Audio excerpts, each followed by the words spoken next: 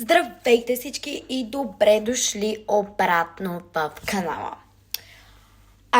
Днес съм без Дари, защото вече отдавна се върнах от училище и съм си у нас и Дари си от тях. И затова днес ще ви разкажа как мина моят перфектен, или не чак толкова перфектен, ден. Първо, сутринта имахме тест по математика, който не съм много сигурна дали се справих чудесно. После изкарах 4. Не на теста, спокойно. След това имахме тест по история, на който много се надявам да съм получила добра оценка, защото учих. И миналия път госпожата беше много бясна, защото никой. Буквално имаше към 3 човека, дето имаха жестици.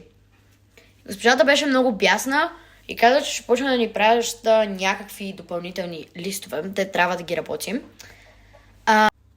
Също сега ям едни чудесни сандвичи, направени от мен.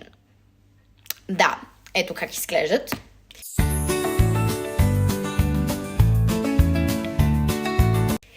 И да, много добре си ги направих. Не дейте, не. Сега предстои да ги ям. Направих сигурно преди 1 час и все още не съм ги изяла. Но да, това беше за днешното видео. Надявам се, това е първия влог като цяло, да ви е харесал. Също с Дари успяхме да си свържем акаунтите, тъй че и тя вече може да качва нейни видеа, докато не сме заедно в училище. И да, благодаря, че гледахте това видео. Абонирайте се за канала. Чао!